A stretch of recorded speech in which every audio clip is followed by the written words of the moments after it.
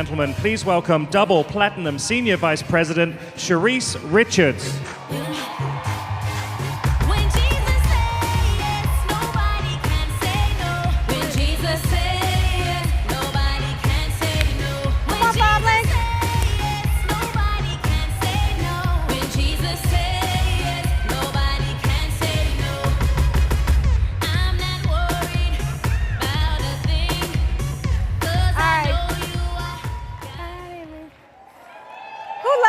As much as me. Because you guys understand, when Jesus says yes, no one can say no. So, my job this morning is to give you some information that I believe can absolutely change your business and, more importantly, change your life. So everybody in this room will have access to that information because you're here. But what I know is that not everyone will do the work necessary to take their business and to take their life to the next level. Because what I understand is that success is an inside job. Success begins from the inside out. And so of all of you in this room getting this information right now, about 20% of you will put the time, the work ethic, and the discipline in to take your business and your life to the next level. The other 80% of you will get the information, will party like rock stars, and will go home repeating the same old patterns that don't serve you. So ask yourself, are you part of the 80% or are you part of the 20%? So if you're part of the 20%, let me see you stand up. And see, the reason why I have you stand up is because if you're part of that 20%, you're going to have to get uncomfortable. See, so many people are comfortable in this business. And you know what that looks like to be comfortable, right? So you're sitting back down already. That's what I'm talking about. That's what I'm talking about. Should make you stand up the whole time for the next 37 minutes. Because that's what it takes, right? When you're comfortable, you're sitting back. You're waiting for somebody to call you. You're waiting for that business partner to just show up on your desk, show up in front of you, show up on your doorstep. But when you are uncomfortable, you're at the edge of your seat. You're out there looking for opportunities. You're not waiting for someone to come to you. You're going out there. You're getting the opportunities for yourself. You're making things happen in your business. You are responsible for your own business. And so I want you to really think about that for the rest of this day and for the rest of the weekend. Do you represent the 20% or do you represent the 80%? You guys can have a seat. And so my assignment, my topic today is mastering the basics. And what I want to give you all first before I go into my training is the 4 stages of learning. Because I really want you guys to get to a level of mastery, mastering the basics of this business. And I'm speaking from a position of what I've done to get to this position today. See, people always ask, how did you get to this level? How are you able to be successful? And everything that I've done, I've bottled up and I've poured it into this training so you'll have access to it. And so when we look at the 4 stages of learning, number 1 is unconsciously incompetent. That means you simply don't know what you don't know. And you don't know that you don't know it. See, I was that person when I started this business 8 years ago. I didn't know the power of this industry. I didn't know what I had my hands on. But it took me being in environments like this that opened my mind to the possibilities. And once I knew the power of this company, once I understood the power of this industry and what I had my hands on, then I really started to do the work. And you have to ask yourself, are you ready to do the work? Are you ready to get the information so that you know and you can begin to do the work? Second stage of learning is consciously incompetent. That means that you know what you know, but you also know what you don't know. You guys get that? You know what you don't don't know. And you're willing to do the work on what you don't know so that you can develop the skills. It's called living in duality. See, most people don't want to know what they know, but they're also being a posture of knowing what they don't know and being open and coachable to get the information. Does that make sense? Number 3 stage of learning is the consciously competent. Consciously competent means that you're just repeating the skills. Like you know what it means to get customers, get business partners, and you're just mastering those skills. How are you mastering those skills? You're doing it repeatedly. Repetition is the mother of skill. And you're out there, you're working your business so that you can move to the 4th stage of learning, which is unconsciously competent. And put a star by that one, unconsciously competent. That means that you've moved into the realm of master. Who's ready to master the basic building blocks of this business? And so that's what my assignment is today, to show you those things that you need to master, move to that 4th stage of learning so that you can walk this stage as a senior vice president, or better still, a diamond senior vice president. So number 1 is acquiring customers. And here's what I want to say about that, guys. Acquiring customers, you must be on all the services. Period, point blank, end of story. If you don't have 25 customer points at a minimum, then you're not serious about your business. You may be excited, but you are not serious. And, you know, we put a lot of emphasis on the high 5 challenge, and it's great, I'm on it. We put a lot of emphasis on the coffee, that's great, I drink it. But we have a whole wide range of services. Like the way I got here today is off of the basic telecom services. Like what got me excited about this business 8 years ago was the fact that I could save money on my DirecTV bill. Hello. You got to find something that gets you excited. So my point is, don't solely focus on the consumables that we have. You get excited about those products, but don't forget about the other services, because here's the important thing that I want you guys to understand about those telecom services and then the energy services.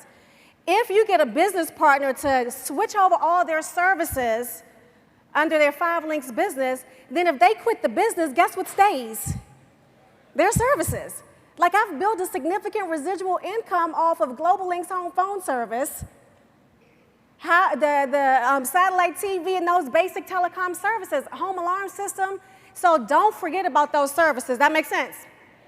And then what I want you guys to understand is that when you're asking your family and friends for support, you have to understand the difference between a want versus a need.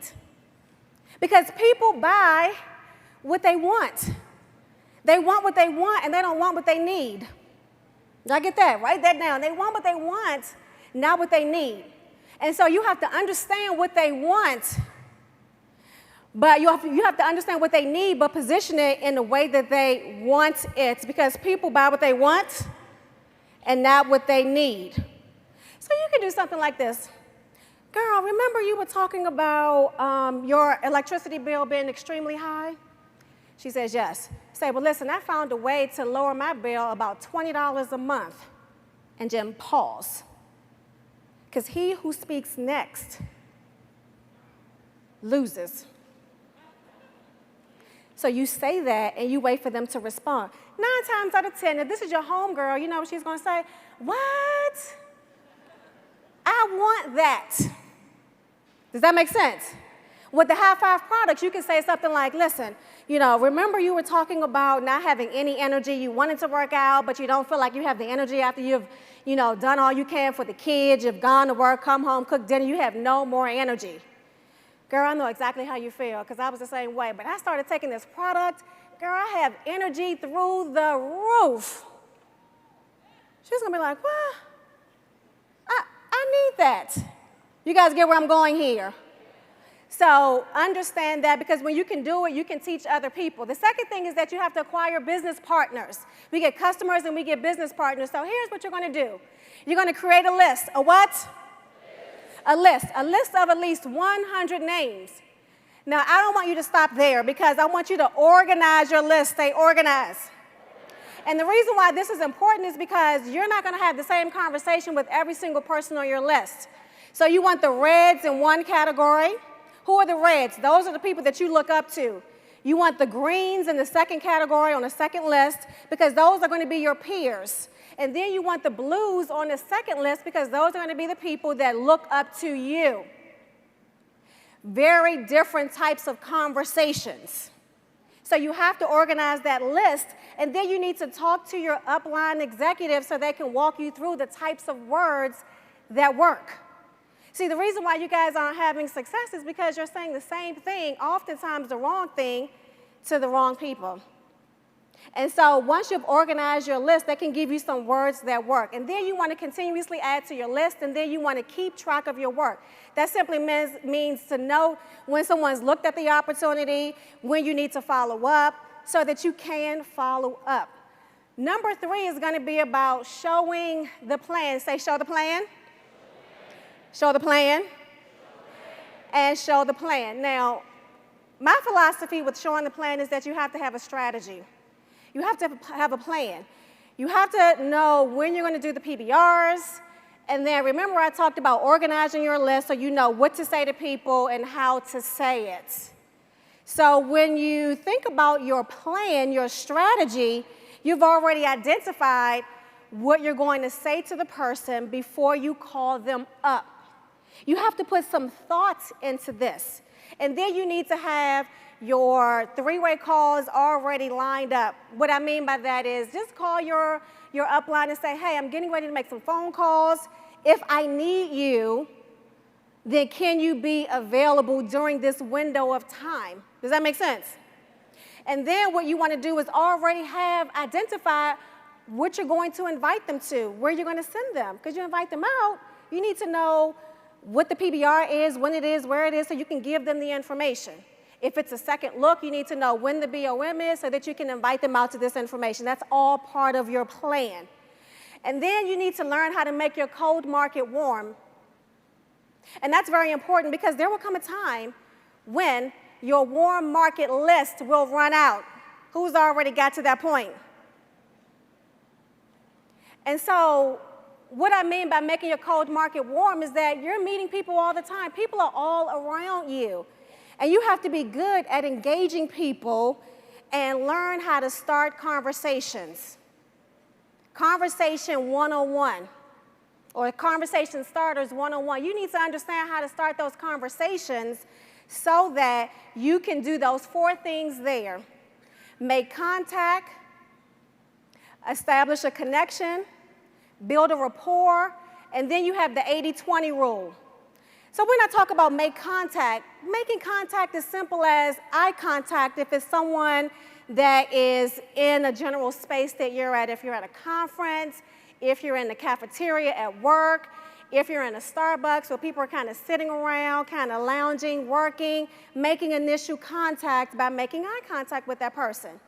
And then establishing connection is very simple. You guys want to hear what you need to do to make a connection? Y'all want to hear this? Come closer. You simply say, hello. Is that hard? It's just a simple hello. And then you want to say something about that person. That's how you begin to establish a rapport. So what I always do, just to give you guys an example, is if I want to establish a connection with someone, I usually size them up, right? I kind of see what's going on with that person, kind of following them around the store for a minute. Like, I'm already scoping them out. Like, I'm not staring at them, but I'm checking them out. Who knows what I'm talking about? Like, I'm checking them out. They don't know I'm checking them out, but I'm checking them out because when I go up there to build rapport, I have to know that thing, that statement, that sentence, that something I'm going to say to that person to start the conversation. Does that make sense? So for a lady, it may be her shoes, her bag, something like that. If it's, the kid, I may say something about the kid.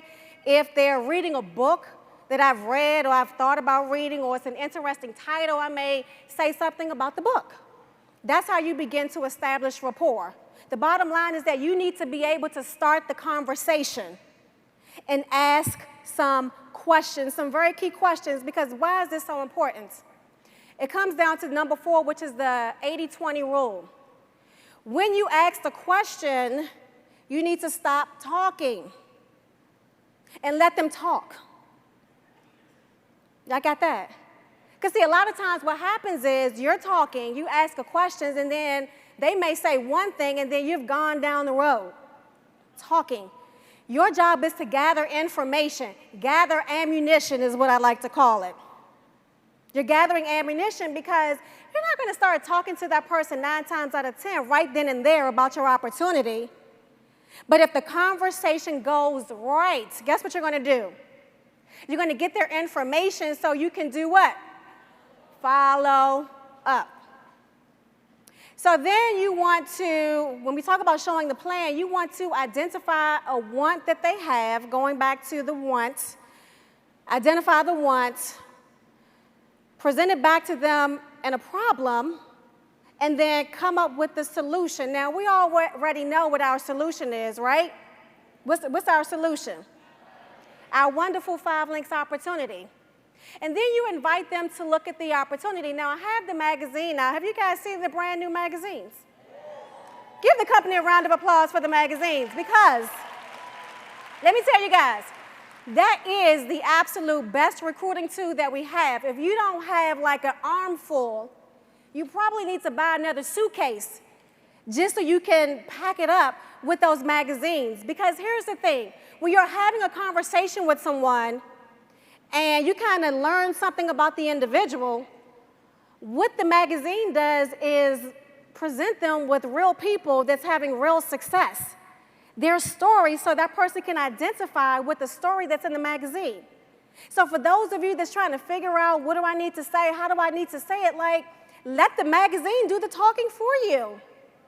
Thumbnail the page of the person or the couple whose story that person can most relate to.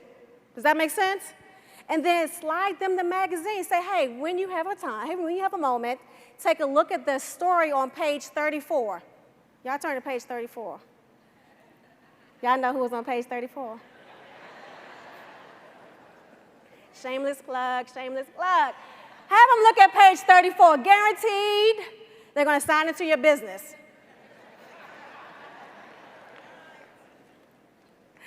So let's talk about the power of the follow-up, because here's where you guys are missing it. Here's where you guys are missing it. You need to learn how to follow up. There's power in the follow-up. Your fortune is in your ability to follow up. These numbers here tell the story, and I want you guys to really pay attention to it, because 44% of the people give up after the first no. Now, when we say people, who's the people? No, say me. You. 44% of you guys give up after the first no. 22% of you give up after the second no.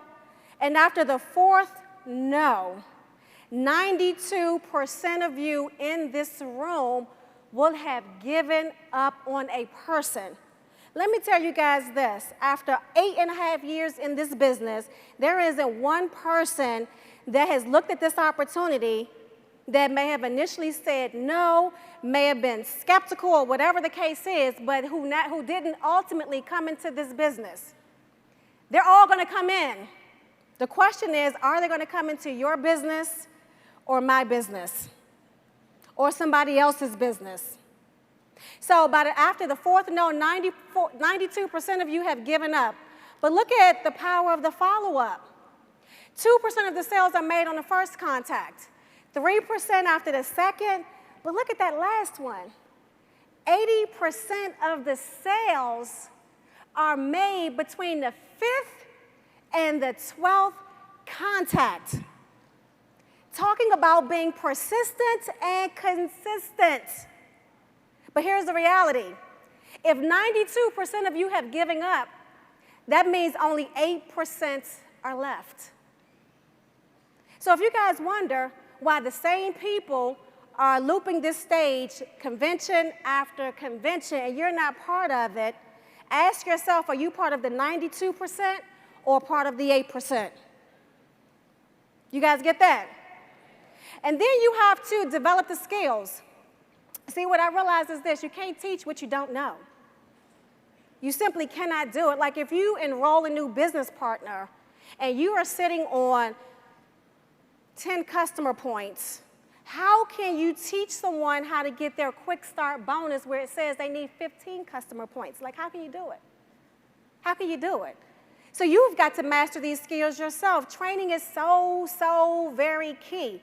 You have to learn 5 links, you have to learn our system, and then more importantly, you have to learn this industry. See, the reason why I am today right here on this stage is because in the beginning I immersed. Somebody say immersed. I immersed myself in this information. I was a student of the industry. I came to every training event. I came to every conference. And I was on the front row no matter where I went. I went to 5 link stuff because it was required of me. And then I went to industry-related conventions and seminars because I wanted to understand the power of what I had my hands on. And when I got that information, there wasn't anything that anybody could tell me. Nobody could steal my dream because it was embedded in me. It was in my soul. And so that's the critical part of you developing these skills and really taking training very key and important to your development. And then you have to invest. Someone say invest. You know, we always say this: it costs money to make money, right?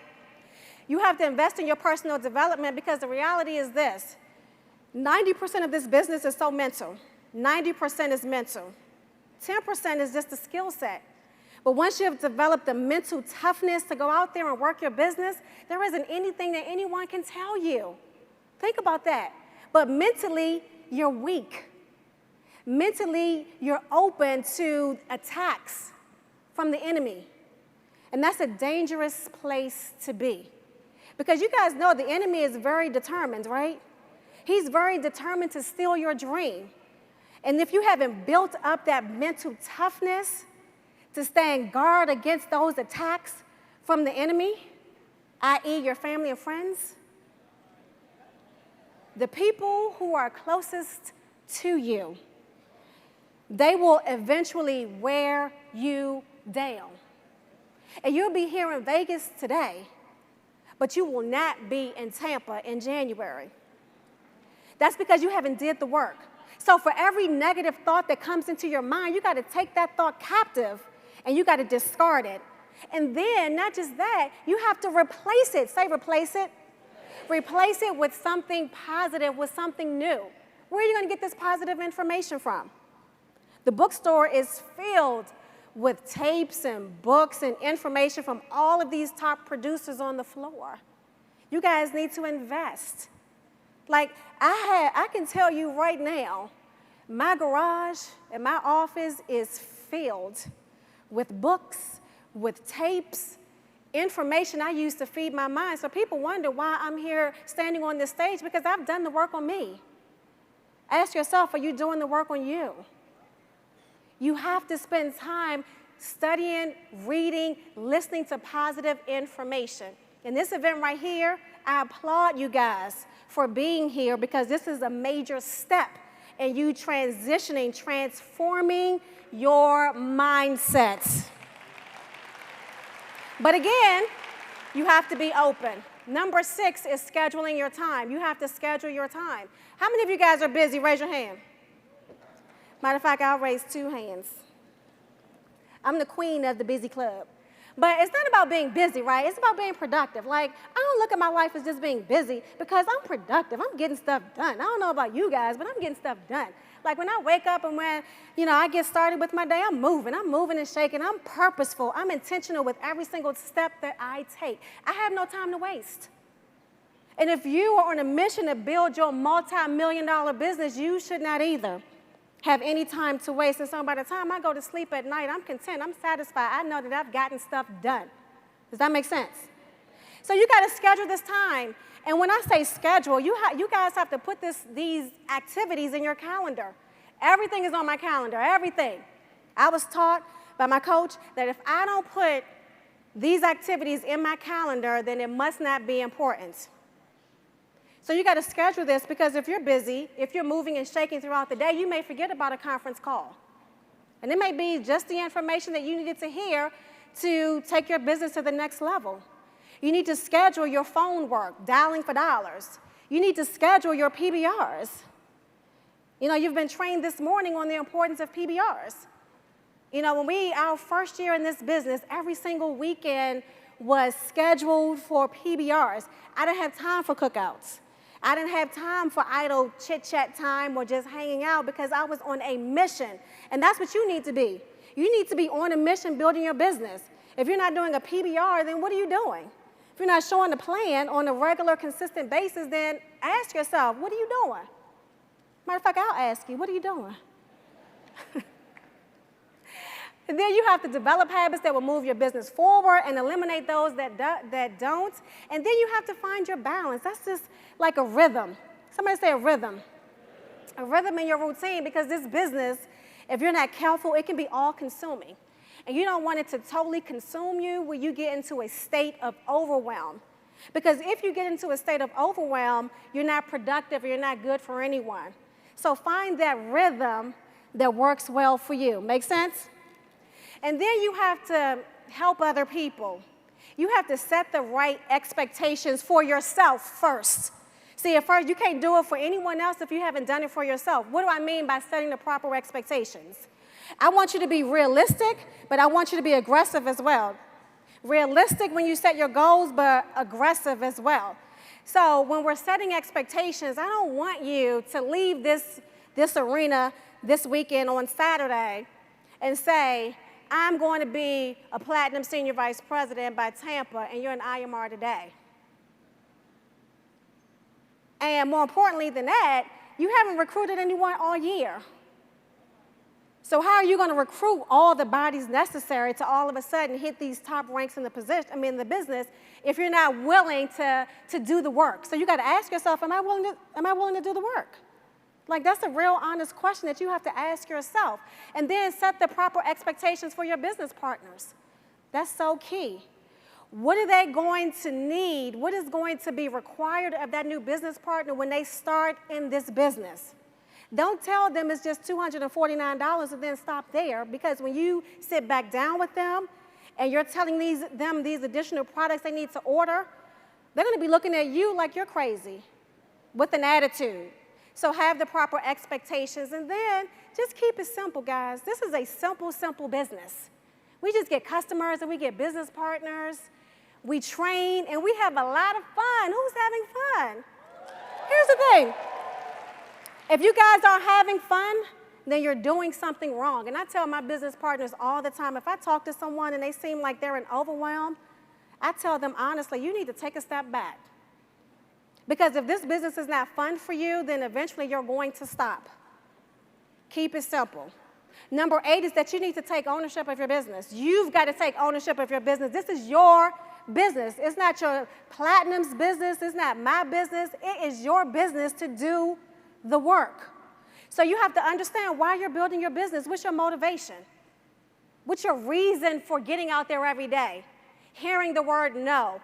Having the meetings and no one shows up. What's the motive? What's your motivation to make you pick the pieces up and then do it again? What's your motivation? Understand no one is going to do it for you. And again, you got to do the work. You got to make a decision, commit to it, and then you have to take action. And then you have to visualize it. Because the bottom line is this. You get what you believe and not what you wish for. You get what you believe and not what you wish for.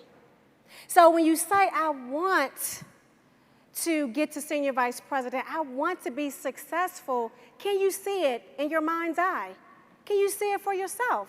You know, the saddest reality for me is see so much potential in someone and they don't see it for themselves. This is where doing the personal development work is going to come into play for you and make a significant difference in you transforming your thinking. I'm going to tell you guys, I listened to one CD series for at least 90 days, over and over and over again, until it was embedded in my subconscious mind and I started thinking differently. That's when I was able to visualize myself walking out of my job. Quitting my job. How many of you guys want to quit your job? Like, when I walked away from my job, April the 11th, 2008, I visualized that moment happening. Every time I've reached a significant milestone in my life, it's because I visualized it. And sometimes that mental picture can be so vivid that it feels like I'm actually living in that moment right there today. You guys understand what I'm saying? That's how it has to be for you. And then the 3 basic principles of network marketing are very, very simple. There are no shortcuts. 5 links. There's no shortcuts. You've got to master the skills. You have to work hard, and then you have to work smart. No one is going to do it for you. Number 2 is that there are no excuses. Say no excuses. I don't want to hear about the dog died and all this, the kid. I don't care. I love you, but I'm sorry. I love you, but I'm sorry. You've got to be willing to change. I don't care if you hear no from now until the next national convention. What are you willing to do? Because here's the reality. If everybody's telling you no, then guess who you got to look at? Yourself. It must be something that you're doing wrong or something that you're saying that's not right. Number 3 is that there's no trophies for trying. Only results are rewarded. Say results are rewarded. You have to be willing to do whatever, say whatever it takes. Now, I want to leave you guys with a few questions. You guys ready? And just answer them yes or no, depending on how you feel. Are you ready to accept responsibility for your own future? Yes. Are you realistic about the challenges that you will face? Yes. Do you understand that your chances for success increase with every new person that you recruit? Are you willing to focus on what you need to do to succeed? Yes. Are you willing to do whatever, say whatever it takes to reach your destiny? Yes. So, I want to leave you all with this story, and it's a very personal story for me, but I want to share it with you guys to understand a little bit about who I am and to show you guys that anything is possible. So I want you to say, I am powerful. Say, I am courageous. See, what I understand is this. Words have the ability to empower you or to disempower you. And I learned that lesson 8.5 years ago when I started this business. See, after I came to my first national training event, I was so excited about the possibilities. I saw my future in front of me.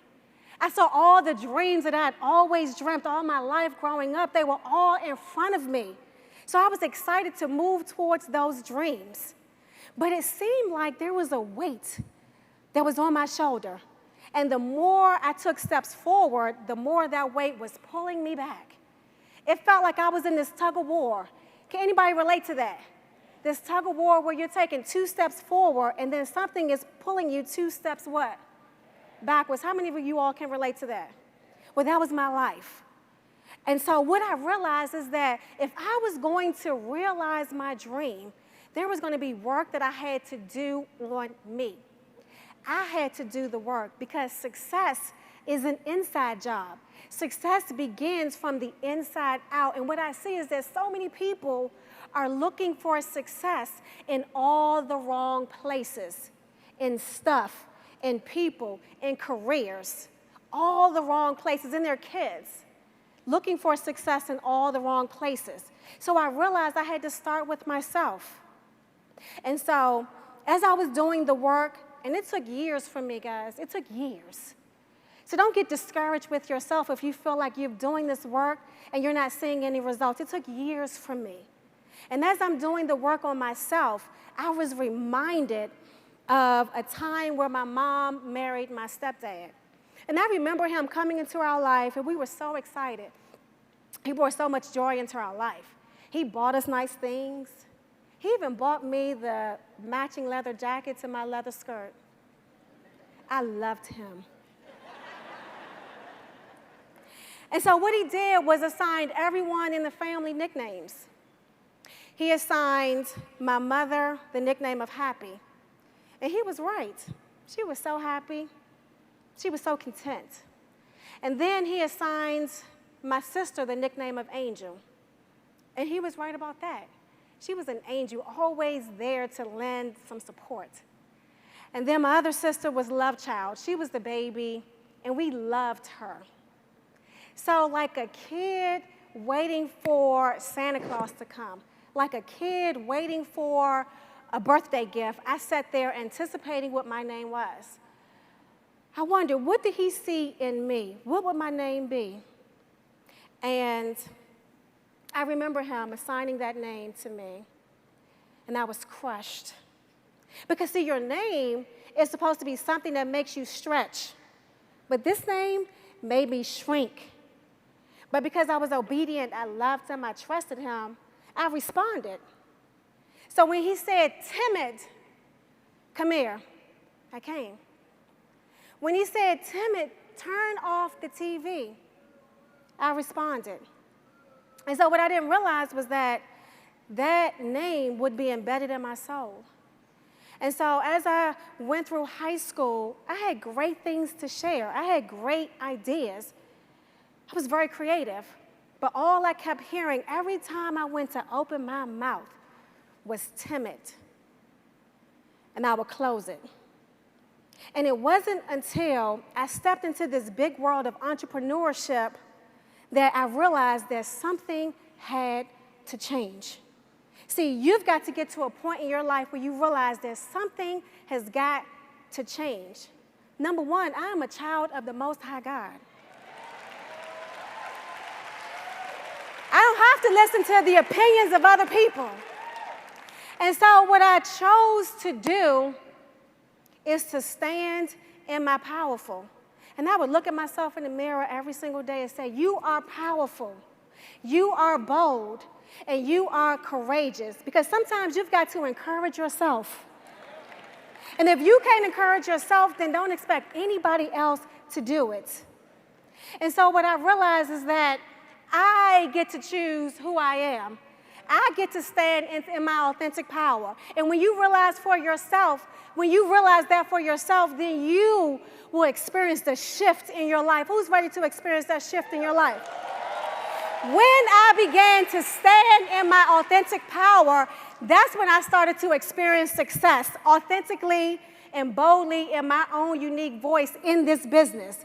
When I stood in my authentic power, that's when I began to make millions of dollars in this industry. When I stood in my authentic power, that's when I was able to become a published author of the book, Faith Focused Action, The Journey to Becoming Who You Are. That's when I was able to encourage other women, other individuals, that you have a voice. God has created you fearfully and wonderfully. And as long as he says yes, nobody can say no. When I became powerful, when I stood in my authentic power, that's when I was able to start my nonprofit organization, where I'm able to pour into young girls and help girls who win become 21st century women. All of this that you see today is because I said yes to who God created me to be. And what I would challenge you today is to say yes to who God created you to be. Don't let the opinions of other people define you. Don't do it. Because as long as you buy into the opinions of other people, you buy into their lifestyle. God has plucked you up. You are handpicked for such a time as this. And once you stand in your authentic power, that's when you begin to own it. So I want everybody to stand up right now. And I want you to say that I am powerful. Say, I am courageous. Say, I will be a diamond SVP. It's go time, family. Let's make it happen.